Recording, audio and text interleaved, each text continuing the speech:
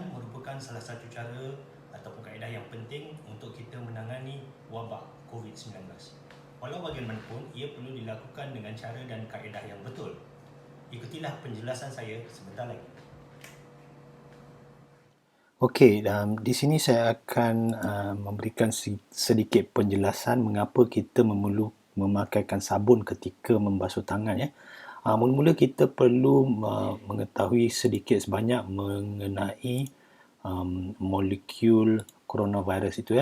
Jadi ini coronavirus, ya, dia ada spike protein dan juga satu membran yang berwarna kuning ni yang mengelilingi virus tersebut, dan sifat membran ini adalah ia sukakan minyak, ya, dan di dalam ni adalah kandungan genetik virus tersebut, ya.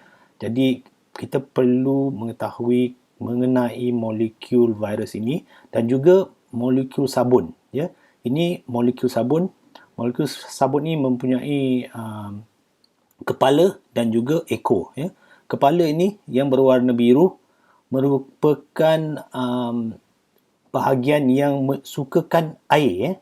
Jadi ini adalah bahagian molekul sabun yang sukakan air, dan ekor ni pula adalah bahagian sabun yang tidak sukakan air tapi dia sukakan minyak, ya. Dia bergabung dengan minyak.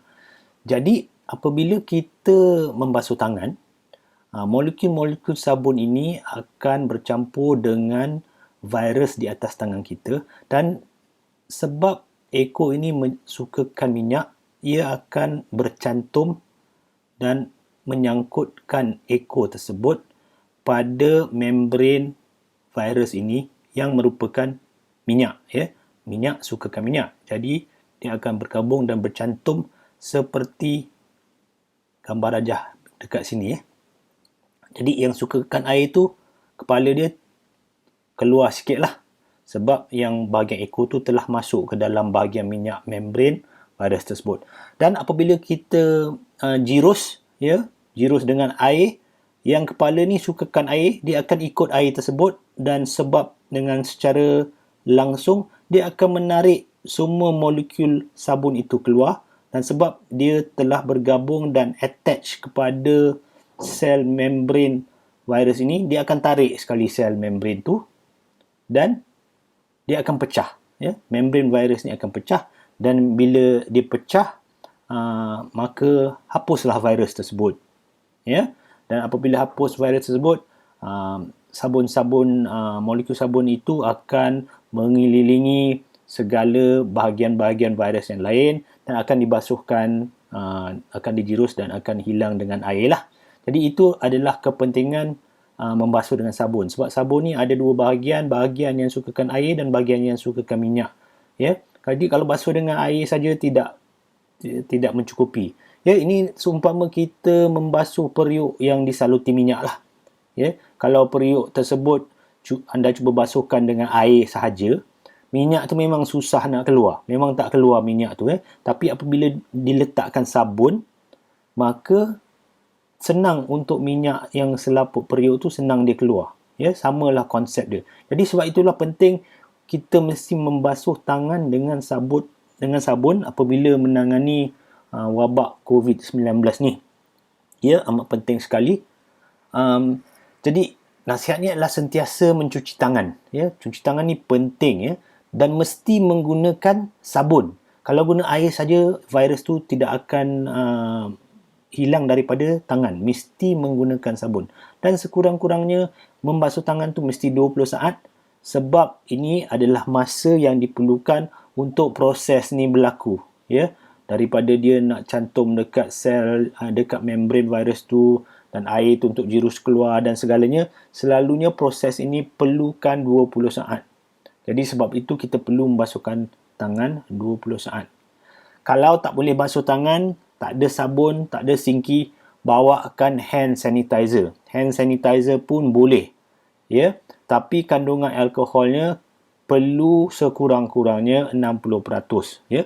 Cara, kaedah dan teknik pencucian yang betul perlu digunakan, ya. Sila tengok YouTube ke Google ke, dia akan tunjuk cara-cara teknik dan kaedah mencuci tangan yang betul, ya. Kalau pakai hand sanitizer pun teknik dan kaedahnya sama, kalau sama dengan menggunakan sabun dan air.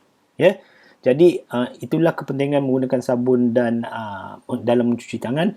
Lagi satu saya nak ingatkan, ia memakaikan glove ya. Glove tu sebenarnya tidak memberi protection ya, untuk tidak seperti membasuh tangan ya. Banyak kajian yang telah dijalankan menunjukkan bahawa orang yang pakai glove ni dia jarang basuh tangan ya. Kalau dia jarang basuh tangan, ialah macam mana dia nak basuh tangan sebab dia dah pakai glove. Jadi glove ni bila dipakai, dia akan pakai pada jangka masa yang lama dan dia pegang sini, pegang sana dan dia akan membawa banyak virus ya. Dan juga kajian telah mengatakan bahawa orang yang pakai glove ni lagi banyak, lagi senang dia nak sentuh dia punya muka ya. Dia sentuh hidung, sentuh mata ya, kerana pakai glove ni kepada dia, dia dah protect tangan dia Sebenarnya bukannya tangan dia, virus tu masih ada atas permukaan glove tersebut ya, dan apabila kita pegang mata, hidung dan sebagainya, virus itu akan masuk ke dalam badan. Jadi sebenarnya glove ni tidak berfaedah sangat ya.